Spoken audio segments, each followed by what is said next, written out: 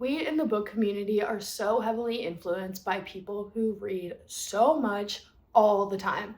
When we're scrolling, we constantly come across these influencers who are full-time content creators and their entire job is to read, review, and talk about books. And so we see the number of books that they read and we are instantly overwhelmed by the fact that we can never read that much. A lot of these full-time creators read like 100 plus books in a year just seems so completely unattainable.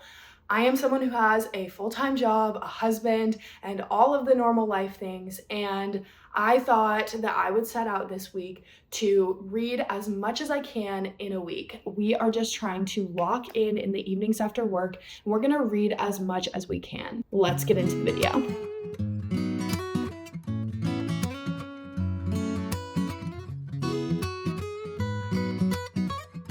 Okay, hello, it is Monday at 6:20 and I just finished up work, so I am about to go get changed and I'm gonna head to our apartment gym and I'm gonna bring my headphones so I can listen to my audiobook. With reading as much as I can this week, I definitely am going to be taking advantage of my audiobook. I would love to finish it this week. I did start Winter Garden by Kristin, which is kind of insane to listen to that at the gym, but it's what I'm listening to, so it's what we're gonna do.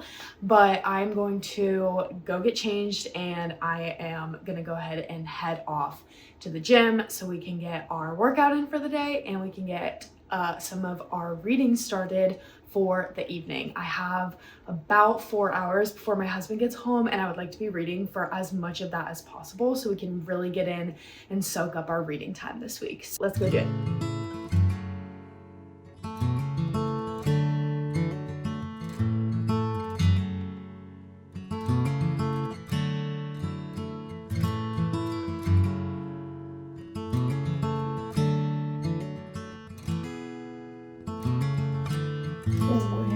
Update. I actually have no idea if I'm even in the frame. Okay, quick update. I did make it back from the gym and I am on chapter 5 of Winter Garden. Honestly, I'm not really sure how I feel about it. I usually really love Kristin and her writing. There's another book by her that I really didn't enjoy how the characters were written, but I think I would be fine if a couple of the main characters weren't just so over the top in their character flaws, if that makes sense. She almost feels like she has to be super over dramatic and over exaggerate the character's flaws in order to make it so it comes across correctly, when in reality, like, you could just rely on like the reader to infer correctly that the characters are flawed. I just have found myself rolling my eyes a handful of times because the characters are just doing things that are so annoying and so selfish and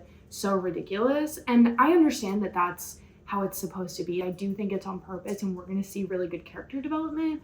But at the moment, I'm just a little annoyed. I've got about 3 hours and a little bit, 3 hours, 15 minutes of reading time before bed. So I'll keep you posted on where I end up, but I'm gonna keep listening to Winter Garden. Okay, I have an update, which is, unfortunately, I really want to DNF Winter Garden. Just to give you a synopsis of kind of who we're following, what we have going on. So we have mostly 2 main characters that we're following and that we're getting like the actual perspective of. It's 2 sisters, and then this is like a family drama with like their parents, and the sisters at this point in the book are both grown. Their father, the older sister has 2 daughters that are like in college, and the younger sister has a career as a photographer, journalist type deal. She like goes to war zones and takes pictures and stuff. And they both have extreme abandonment issues because when they were growing up, their mom basically just completely neglected them. Like, honestly, was making me so upset reading about how their mom was treating them, and not in like a good way of like, oh, I'm so upset at this book, like it's hitting right, like in a way that I'm like, oh my gosh, I can't stand this character, I actually don't even want to read this kind of way. But anyway, their dad gets sick, and so they all come home and they're in the same place. And the whole like point, or the whole kind of like thing where I think the direction we're headed in is the mom is extremely closed off. She will not share anything about her personal life or like anything really.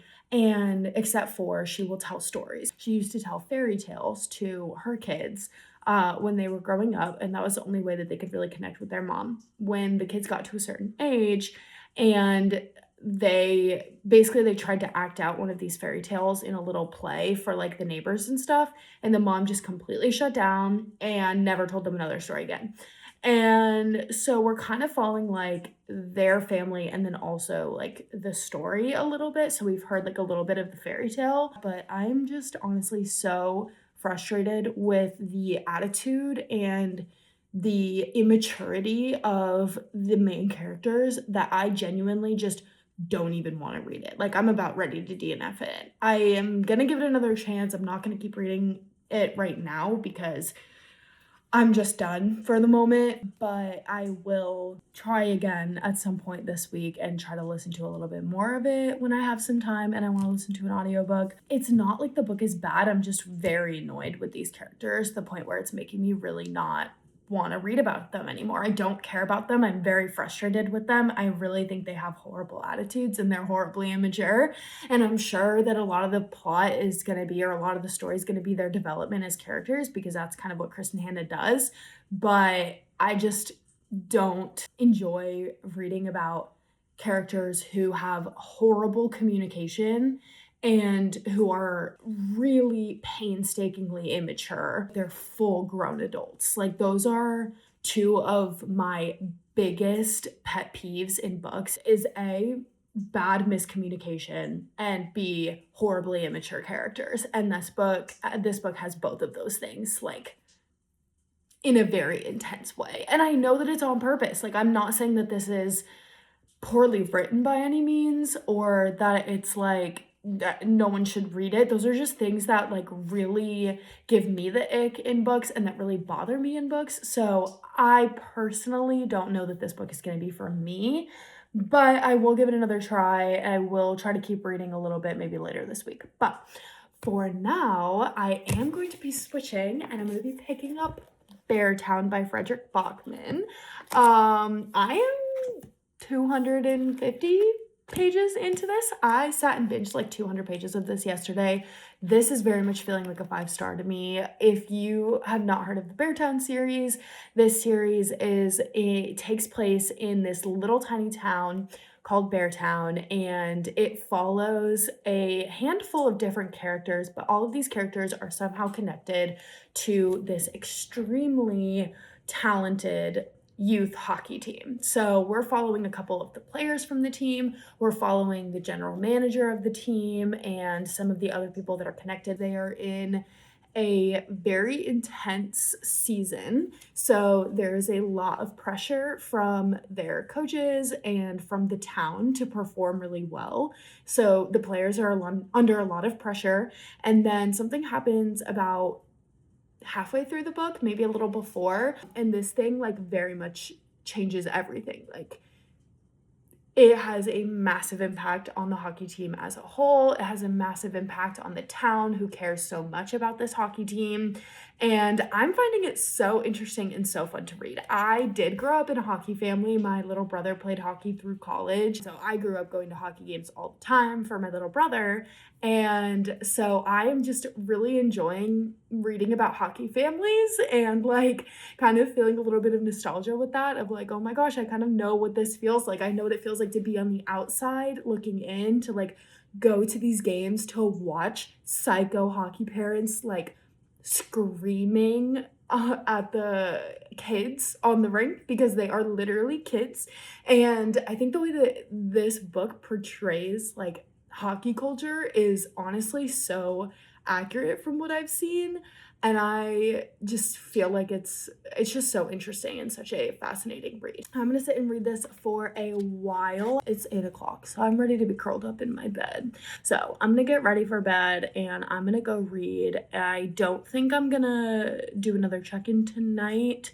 I also don't think I'm gonna vlog anymore tonight because I really just need some downtime. So I am going to get cozy and comfy. I'm going to go read and I will check in with you guys again tomorrow. Hello, happy Tuesday. Oh, I hated that. I'm so sorry. It is now 6:30 on Tuesday. I got off work around 6 and I just got finished eating some dinner and just sat down. I got myself a little poppy. It's the orange, it's like the poppy orange flavor.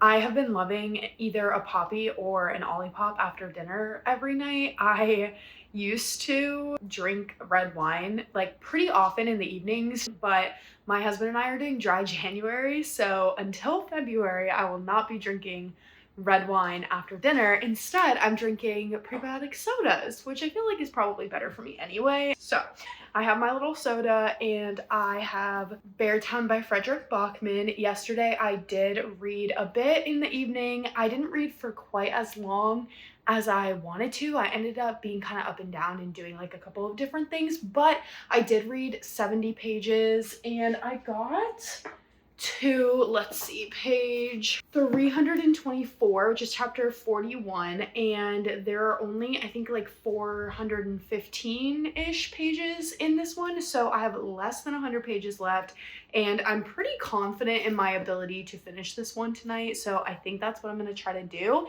is just sit down and lock in until I finish this book.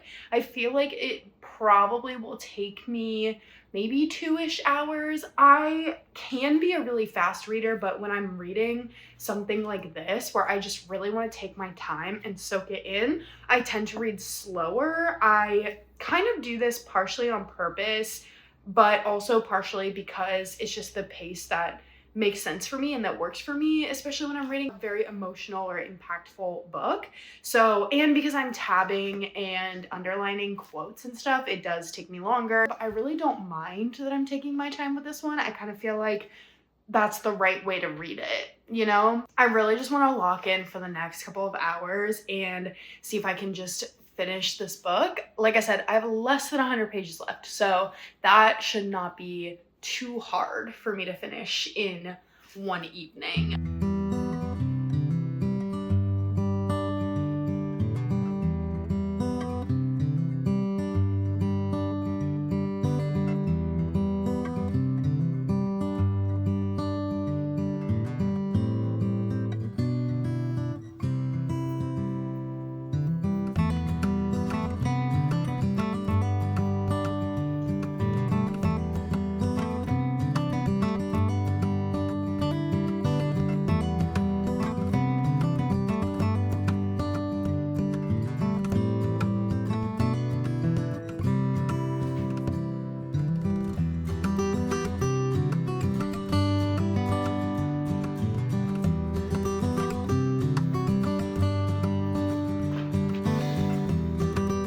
I have 15 pages left of this, I believe, and it just hinted at something really scary and stressful.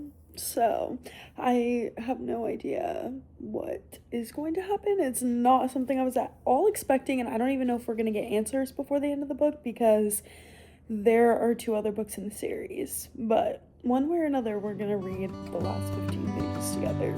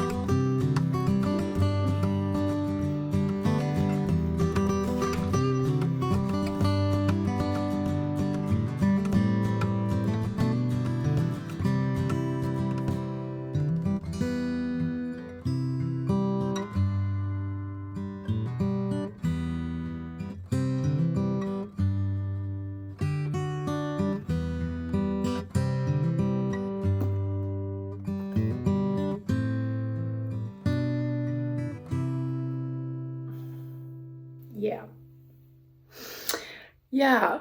Okay. I just finished this probably less than 10 minutes ago, and I've already ordered the next 2 books in the series. So, if that tells you anything about how I liked this book, there you have it. I just don't even have words for how to describe this book. If you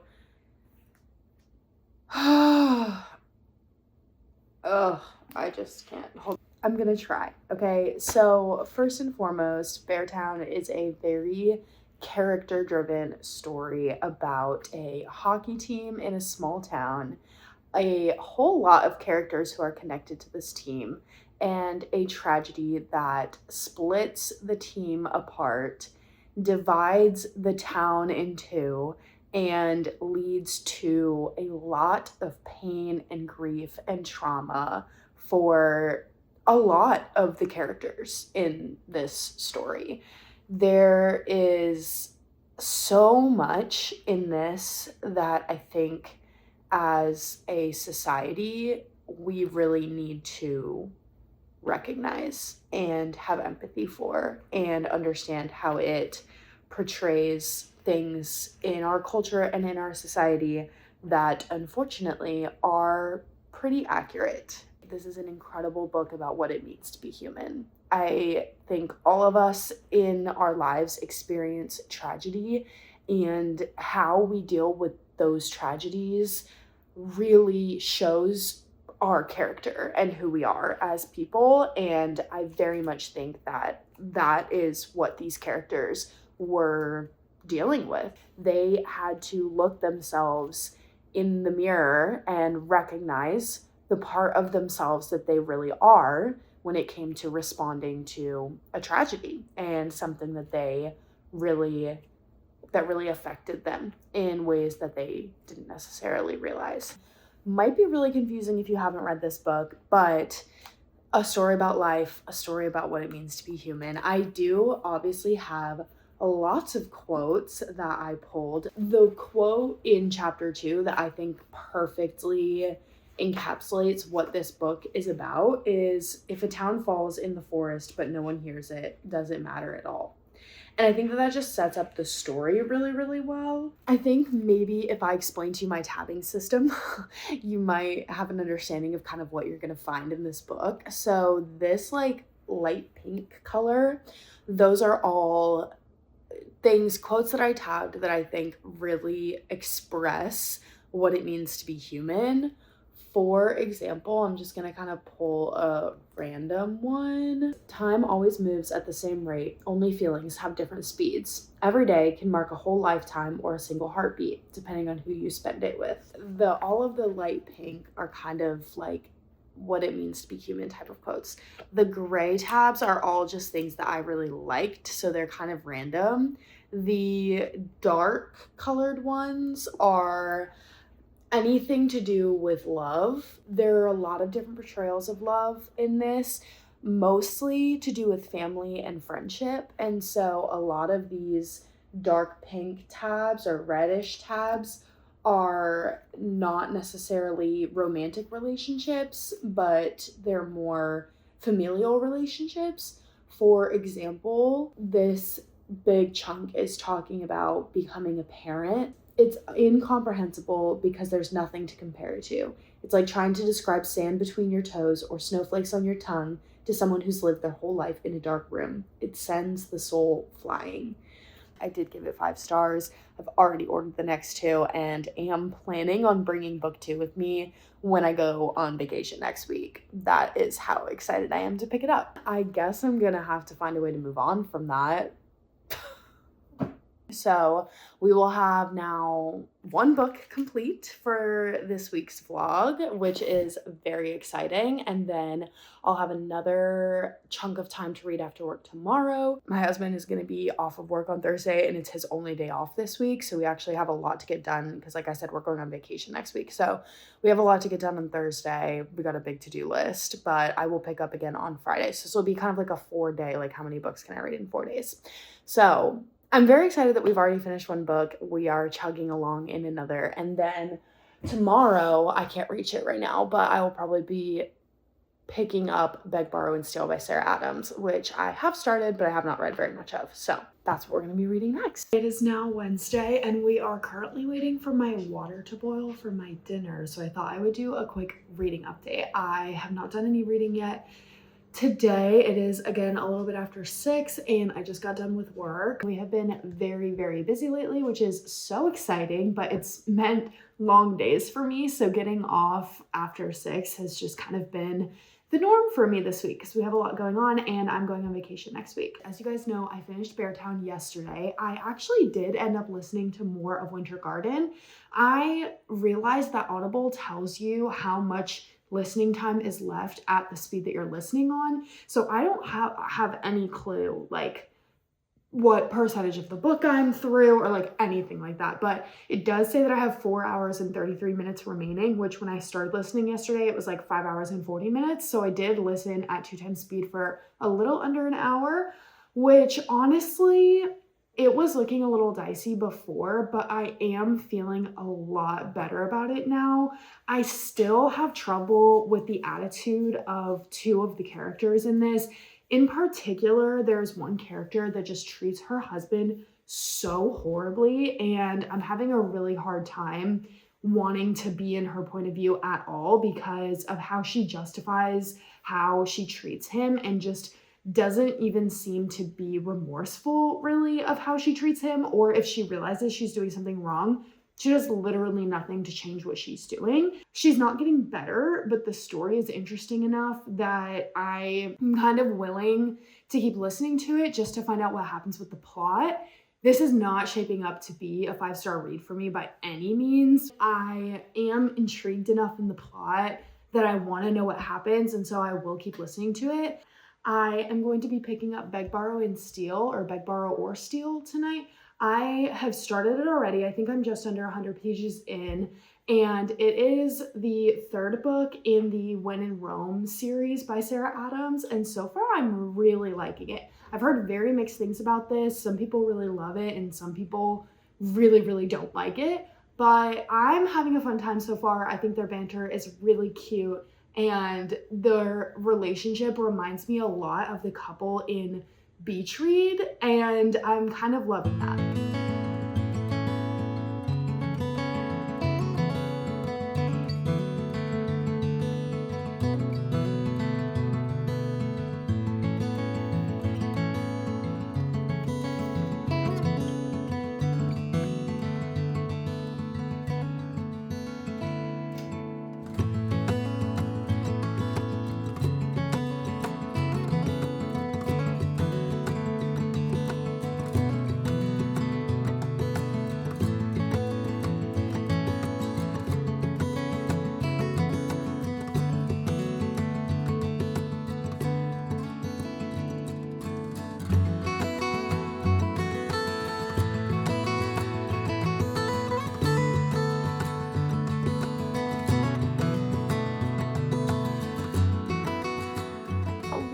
It is actually Friday now. I didn't really do hardly any reading yesterday. I didn't say this, I don't think, but I have been reading a Christian nonfiction book before bed every night, which is The Awe of God by John Bevere. So I did read a chapter of that last night before bed, but that was literally the only reading that I did yesterday. But on Wednesday, I did count up my pages. I started on page 88 and I made it to page 180. So I did read 92 pages on Wednesday of Beg, Borrow, or Steal, and I am still really, really enjoying it. I think it's so cute and so fun, and I just really love the banter between the 2 main characters. I don't have like a whole lot more to say than what I said like already in the clip earlier, so it's still going really well. I'm really liking it. It's just like a fun, cutie little romance. I am very close to finishing Winter Garden by Kristin. I have like 2.5 hours left, so I do feel like I will definitely finish that one this weekend. I am still continuously feeling better about it. There's still like some things that are kind of bothering me about the way that the characters are behaving, but at this point, it is what it is. I'm invested enough in the plot that I'm like, okay, yeah, like I am gonna finish the book. This definitely is not gonna be a 5-star book, but it may not even be a 4-star book, but I'm interested enough that I do want to finish it. I did start a little bit of a crochet project the other night. I got this really cute yarn a couple months ago, I think, when I was making things for Christmas, and I just thought it was like the most adorable. I was crocheting last night. My husband and I were just hanging out, and he had to pack because that was his only opportunity to pack before Monday. So he was like, oh, what we should do is we should go upstairs and I should pack and we should put on Harry Potter. And I was like, say less. So we came up and we put on Harry Potter and he did his packing, and then I started my little crochet project, which in retrospect I definitely could have started packing, but I'm not doing that. If I've got all weekend to pack, I'm packing on Sunday night. I am going to keep on either reading by Barbara Steele, or I may honestly just keep on listening to Winter Garden and working on my little crochet project, because that's just been a vibe. I'm gonna go do it and shut up, and I'll probably talk to you guys tomorrow. It is actually Sunday now, and I had a very busy day yesterday, so I didn't vlog at all, but I did finish Winter Garden on audio yesterday. I do think that it got better, and I did end up giving it 3 stars. So 3 stars is still like a pretty good rating for me. I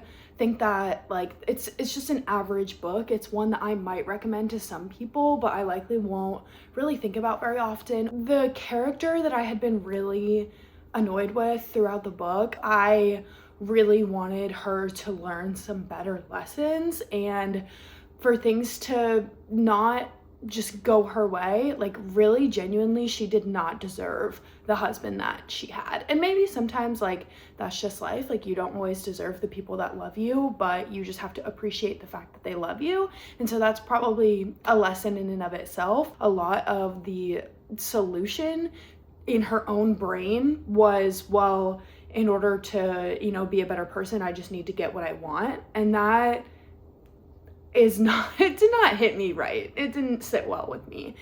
The other character, the mom, that I was really aggravated with in the beginning, I still maintain that she, like, it took her way too long to get to her redemption arc, but I understand why Kristin Hannah did it that way, and I don't necessarily think that it was bad. I just think that it was a little aggravating. We got 3 points of view. We got the points of view of each of the sisters, and then we got the point of view of the mom's story that she, like, the fairy tale that she tells like her daughters. The most interesting of the 3 points of view is the fairy's tale. Like I found myself really wanting to just be in that perspective the entire time. I really think that Kristin Hannah could have just written this entire book from that perspective and it would have been better. I feel like I've appropriately expressed my thoughts on it.